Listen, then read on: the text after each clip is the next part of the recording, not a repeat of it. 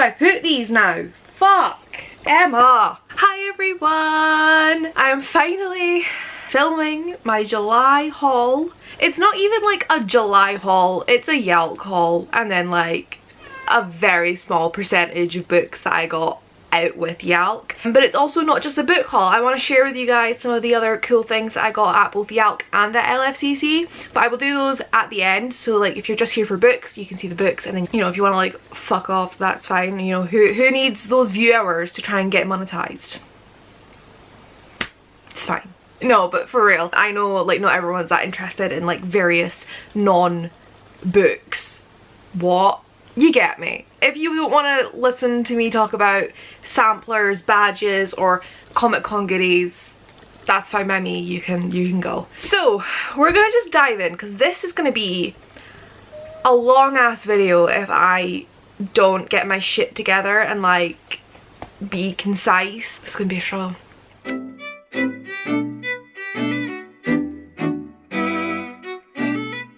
I can't do this today. Oh my god. Which book's the first one? I think it's this one. I don't fucking know. So the first two books I want to share with you, I was sent by the author himself, and that is The Broken Rose and The Evening Tide by Jeremy Forsyth. These are, I believe, self-published, and Jeremy contacted me and was like, you know, would you be interested? And they're super short. They're not even like 100 pages each.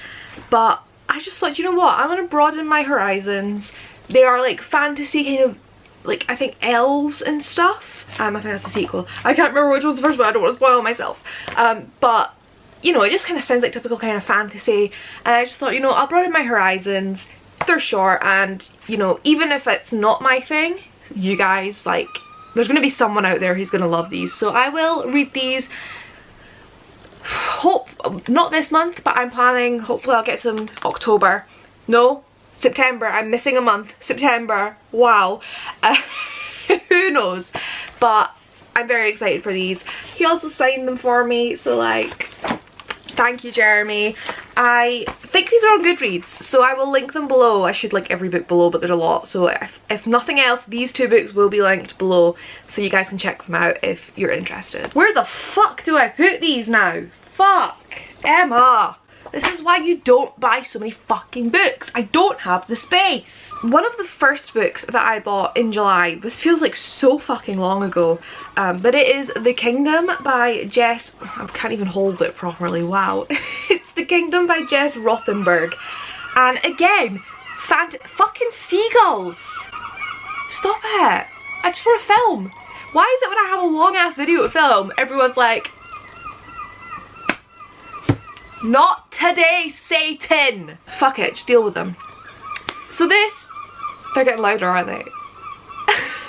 So this is another book that most people will be like, Emmanovella, why are you picking that up? It's like fantasy, this isn't your thing. But like apparently it is now. The cover drew me in, right? It's blue and pink, which is like my colour scheme. I fucking love blue and pink together. But this is about a place called The Kingdom, which is a fantasy theme park. And I was like, theme park? I am sold. Because like, what a cool place to set a book. But basically, happily ever after is not just a promise but a rule. 100% reading from the back, because I don't fucking know what any of these books are about. And there are fantasists, which are half human, half android princesses, and they're programmed to make wishes come true no matter what.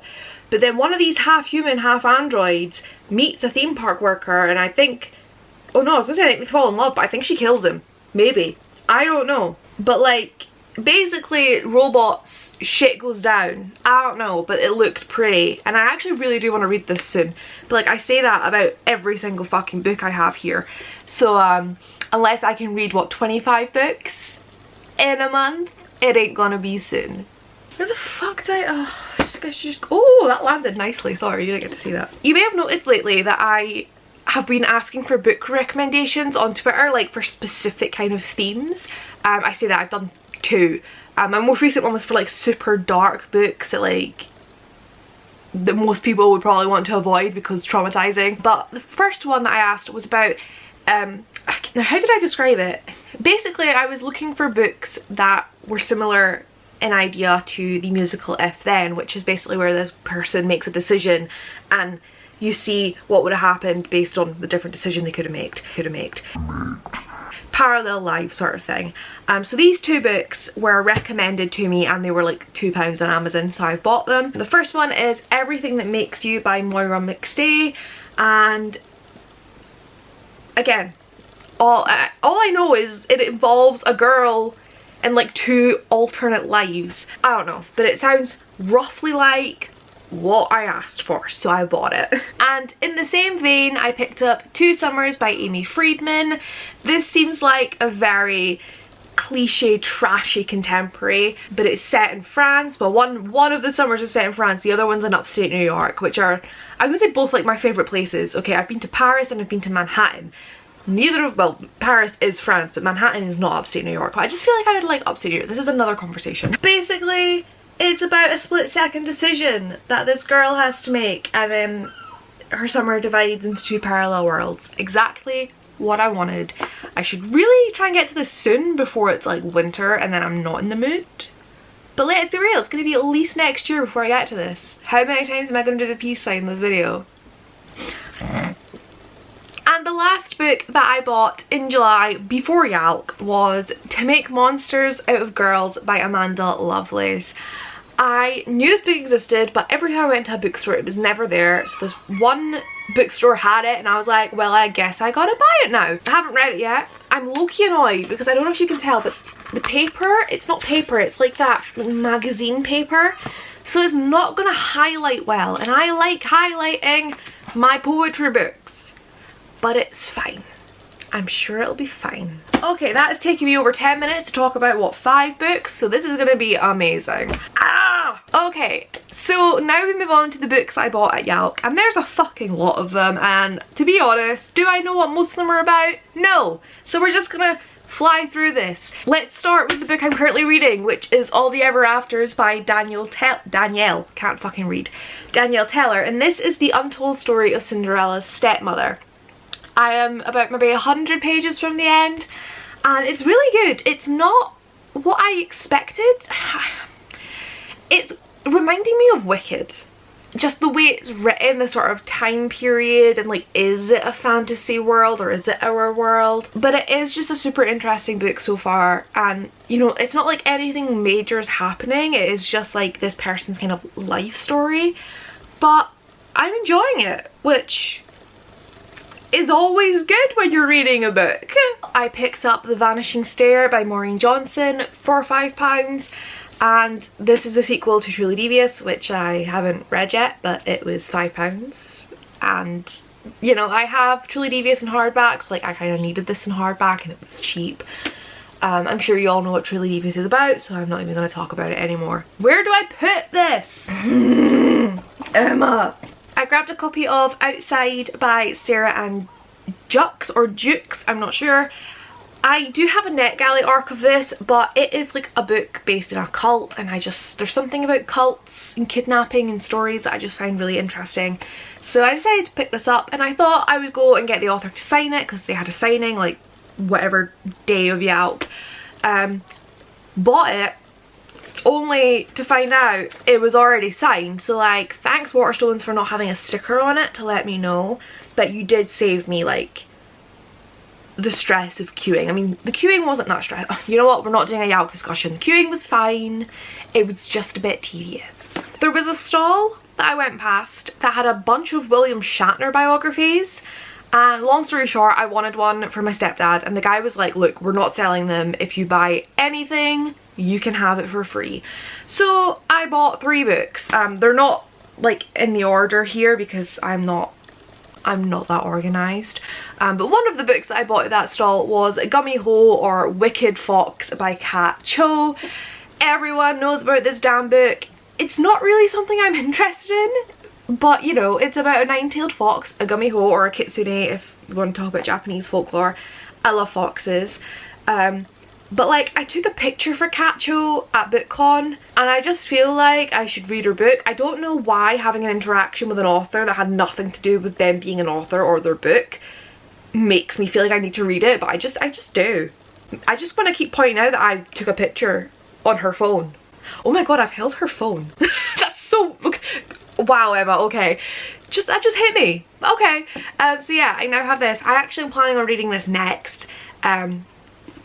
just because I keep thinking about it and I'm like, fuck it, let's just dive into something different. So another £5 hardback I picked up was Olivia Twist by Laurie Langdon. This has been on my radar for so fucking long. It's an Oliver Twist retelling, but obviously it's Olivia, not Oliver.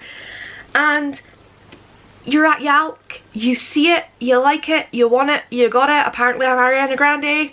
What is this about? Oliver Twist retelling. That's all you need to know, basically, because that's all I fucking know. So there were a bunch of raffles at YALC for either ARCs or just early copies and shit, and there was only, well, there was a few that I wanted, but there was only one that I was like, I need this because I really want this book, and I fucking want it. So like, yes, Ems. And that was Wilder Girls by Rory Power. This is set in a boarding, private, whatever kind of school, and from what I gather there is like an illness, like what do they call it, the tox, and there's like quarantine, and I don't know, I don't really know, but you know those books that you just see and you're like, I need that. That's been this book for me.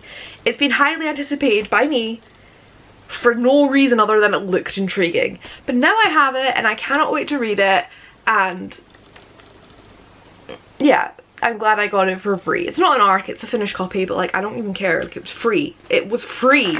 Love some free shit. I picked up a copy of Starry Eyes by Jen Bennett because I fucking loved Night Owls by Jen Bennett, which I think in the US was called The Anatomical Shape of a Heart. Really, really good contemporary, absolutely adored it. And I do have her book Alex Approximately on my shelf, but I haven't read it yet because you know when you like really, really love an author, or like you love one of their books and then they bring more out and you're like, I want to read it, but what if it's not as good and I don't love them as much. But the stall, they had like all her books set in. I was like, fuck it, I'm gonna buy them because it's like 3 for £10. So I picked this one up, which is about best friends turned worst enemies. Is this gonna be LGBT? Because that sounds like 2 girls. This could be interesting. Okay. Contemporary, who knows? Another book I won was Letting Go by Kat Clark. This is a Barrington Stoke book. I had to put a picture on Twitter or something, I can't remember, but they tweeted and they were like, yeah, you've won. So I won a signed copy. I've met Kat Clark before. We were both doing a book event like together. Barrington Stoke books are made for dyslexic readers, so they're written on paper that's slightly easier to read with a font that's easier to read. And they're also just super short, so they're good for reluctant readers. But this is about a girl called Agnes who made a promise to her girlfriend Ellie. About a girl and a promise. I'm so good at describing books, right? Another Barrington Stoke book I received, I bought, because if you took the receipt to the, like from Waterstone's shop in YALC to the stall, you got a necklace, which is over there. So oh my god, I should really get it and show you, but like, I picked up The Starlight Watchmaker by Lauren James, and this is about an elite academy and people come from across the galaxy and potential terrorist threat. I got it because there was a free necklace and this was pretty. So this next one I'm really low-key excited about because it just sounds so fun. I couldn't help myself when I saw it. So I have here A Gangster School by Kate Wiseman. This only cost me £4. Like, I wasn't gonna buy it because like I was reading the back and I was like, oh, it sounds good. The woman at the stall was talking about it, but I was like, £6.99. And she was like, oh, it's only £4 and you get a free badge. And I was like, sold. But this is essentially Harry Potter, except the kids are all descended from like villains and shit, and it's all just like, just sounds fun. Okay, listen, I am a very easy person to sell a book to. I will just throw my money at you, but it does sound really, really good. I'm excited. It's very fucking good. I also won a raffle on the last day of YALC, and that was for The Liars by Jennifer Matthew. I should fucking know because it's French, but oh my god, another peace sign. I think in the US this is called The Liars of Mariposa Island. Don't fucking know. I don't really know, like this comes across looking like a sort of thriller, but I think it's more dark contemporary. It's by the author of Moxie, which everyone was like raving about. and you know, free book that I won, so like obviously I have it. It comes out in September, so hopefully I will read this ASAP. Probably not, because that's the kind of gal I am. Oh, fuck off, Emma. Jelly. Now this, I don't know, it's either just came out or it's just about to come out. All I know is that at YALC they were selling it early and I needed to get a copy. It's gorgeous. I don't know what it's about. Martha and her friends have been drifting on a giant killer jellyfish since sea levels rose and the world ended. Sticky apocalyptic survival. Cool. But it was gorgeous, so I had to buy it. And if you bought it and took the receipt to the publisher's stall, you got a free tote bag. And also in the tote bag they gave us jelly beans and seaweed. So the seaweed was disgusting. I really thought I would like it because I like crispy seaweed from the Chinese takeaway, but this seaweed was disgusting. Apparently the jelly beans were nasty too. I don't like jelly beans, so I gave them to Ashley and she was like, are you poisoning me? But it was a nice thought. I don't know. But I'm very excited to get to this at some point in the future. Who knows when? Not me. Maybe next year. At the My Kind of Book stall, they had obviously their table of books that you could buy, or if you're indecisive, they had mystery books and they were the same price. It was £5, and what I loved was that if you already had the book, you could switch it. So I did the mystery book, unfolded it. What is it? What you do? You unwrap it. That's how these things work. And I got floored by a bunch of different authors, and I was like, oh, and I was kind of not disappointed, but I was like, oh, I do have a NetGalley arc of it, but like it's fine, it's finished copy, it'll be great. And then the more I thought about it, like I walked away and I was like, shit, I have a physical arc in the house. And I was like, do I really want a finished copy? So I just went back and I was like, I'm sorry, I forgot I actually do have this. And they're like, that's fine, just switch it out. So I was then stuck with the indecisiveness. In the end, I went for like the one book that I didn't really already know about and it looked kind of cute. And that is How to Be Luminous by Harriet Rutter Hapgood. And this is something to do with an artist, and I don't know. I never know. Like, we know this. We are aware that I don't have a fucking clue about books, but it looked really cute.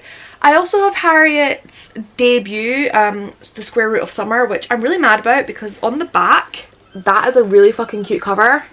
I don't have that cute cover, but it's fine. Maybe if I really like this, I'll buy the cute cover. Fucking seagulls! We're like halfway. This is good. The Cold is in Her Bones by Peternell van Arsdale. This is a Medusa retelling, and the only reason I bought it is because the stall was on 3 for £10. I had 2 books, so I needed a third one. And the reason I picked this one is because there was 3 women sitting at the stall, and one of them wrote this little bit at the top. They wrote the description. That's obviously their job, is to like write a little sort of tagline. And I was like, cool. So bought that. Also Medusa retelling. It sounds pretty good, but like. Also at that stall I have Serious Moonlight by Jen Bennett. I don't know why I had to pause there. I know it's by Jen Bennett. But apparently this has a bit of a mystery involved in it, so I'm like super excited. So yeah, this girl takes a job at doing the night shift at a historic hotel, and then there's a reclusive writer and they want to try and get to the bottom of a mystery, and then obviously these 2 people fall in love or whatever, I don't fucking know. But I have it. Story of my life. This next book I am super excited about because I'm pretty sure it was on sale early. But all I know is like when I found out that this book was coming out, which was like a week before YALC, I was like, I have to buy it. And that is All the Bad Apples by Moira Fowley Doyle. So this is Moira Fowley Doyle's 3rd book. I read her debut just recently, The Accident Season, and I really enjoyed it. And I just feel like if her writing is very similar with all her books, like, you know, some authors kind of deviate with their types of books, but you have some authors who they're very consistent in their type of writing. I hope that that's what this author is like. It does sound like it though, because just like there's this talks about a curse, and it just sounds like The Accident Season in a way, and I'm just living for it. I can't wait to read this, so I bought it. Story of my fucking life. Another book that I was like, I absolutely need to buy this the second I saw it was Dogs by Emmy Bennett, and this is a sequel to Stags. Now, Emmy Bennett is an interesting author for me. I have just read their 2nd book, The Island, And both Stags and The Island got 3 stars from me, which for me is like it was good, didn't love it, not gonna rave about it. However, having read Stags, what, 2 years ago, I think about that book a lot. And the only reason The Island was only a 3 star for me is because I like figured the main thing out, which I always do, but it was still intriguing and I know I'm gonna keep thinking about it. And like, it's weird because I immediately was like, I need this book, even though I'm not like obsessed and giving it 5 stars and like I'm like, I need the sequel. I was like, 3-star book, but I need the sequel. It's weird. My rating system just doesn't work for Emma Bennett. That's why I've decided. But I don't really know what this one's about, except there's theatre involved. So like, fucking here. I'm gonna chop these fingers off in a minute. This makes no sense, okay? It's like, it just doesn't make sense. Like, why did I need this book? I don't feel this way about books that I've read that are 5 stars. But yet here I am with a 3-star running for the sequel. Oh, hello. Found a bookmark. Oh shit. Oh, hello. I obviously put all the like free postcards and shit inside one of these books. They've all just fell out, so like, oh no. You know what? I'm gonna embrace it. I also picked up The Merciless Volumes 1 and 2 by Daniel Vega. Now, I don't really know what this book's about, or these books I suppose, because it's 2 and 1, which I'm mad about. Like, because if I read this, Goodreads says this is 1 book, but technically it's 2. Bitter. But I have a feeling that this is dark. I know there's some sort of exorcism, and I know a lot of people kind of hate it. And usually if there's a book that's kind of dark and just like spooky or whatever, and people hate it, it's usually the sort of thing that I'm gonna love.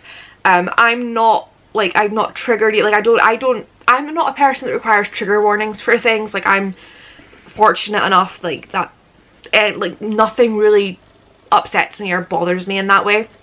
So what am I trying to say? Basically, for me, the darker a book the better. Like, it's never, well, at this point in my life, it's not gonna upset me or affect me.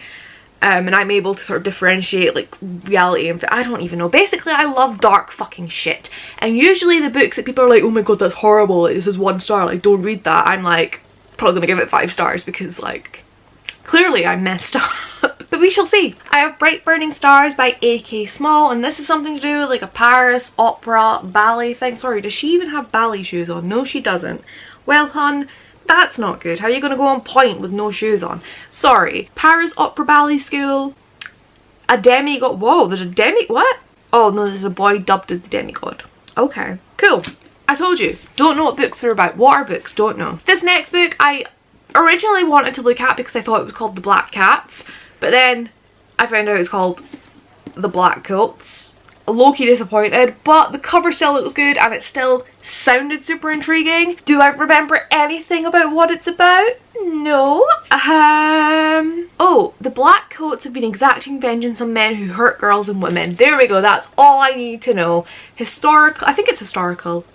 It sounds like it's historical. Basically, it's about a group of people who get revenge on asshole men. So like, oh shit, please don't fall. No, no, no, no, no. And the last book that I bought, not quite finally, was Unstoppable by Dan Friedman. Again, I think this was on sale early, but it's about twins, secrets, gripping, twisting, and real. Who knows? There was a book swap thingy-majig going on at the chill out zone. And on the Sunday, like at the very end, there was still lots of books left and people were just like, just take them. So I picked up this arc of Hey Sherlock by Sam Mason. I say arc, I'm pretty sure this book has been, oh no, September 2019, really? That's not, oh, I thought this was already out. Oops, I feel really bad now. Well, we were told to take them. Okay, so this comes out in September. I have read the first book in this series and really enjoyed it. I need to pick up the second one. But these are basically like mystery, crime kind of books, and that's my jam. So, and the final thing I have is really boring, so like sorry, but it's this Penguin Bingeable box set, which is just like a bind up of different samplers of books. And I'm quite pissed off because on the back it has like all these books, right? But this one here is The Prom, which is a musical on Broadway. but they're making it into a book and I'm really fucking excited to read it. But no, this sampler's not in here because it says stay tuned. They obviously just wanted to like make a neat rectangle, so I'm annoyed, but like it's fine. Those are all the books that I bought or received or whatever at YALC or in July. How long it's gonna take me to read them, who fucking knows. Oh shit, that'll be the books on the floor. So if you were just here for the books, then we are done, you can leave. Okay, so I'm gonna, as quickly as I possibly can, show you what I got at LFCC and also YALC, I guess. I have a pen. I have this YALC pen. It's great, it's a pen. Does what it needs to do. I picked up these two notepads, Harry Potter Time Turner and Deathly Hallows. At LFCC I picked up two gorgeous notebooks or like autograph books. I got the Sherlock one and I got this Doctor Who spoilers one. This one I absolutely love just because it's got like the little knocker. But if any of you guys know me, you know how much I love Colin Cloud, the like mentalist, mind reader, literal real life Sherlock Holmes. So I had him and his fiance after their show on Wednesday sign my notebook. And I also got Colin to design a little like cloud tattoo for me. We'll get that done at some point. I saw Come From Away on the Friday, so I bought a hoodie, which you've probably seen in vlogs, I'm not sure, but I love it. It's so cozy and warm and it says I am an islander and I just love it, she says as she throws it away. I was one of like the first however many people to buy YALC tickets, so I got a free tote bag. Stripes YA like story bind up thingy-majig. I have another tote bag because I love it. Reader Born and Raised. Well, this is my jelly tote bag that I love. It's so cute.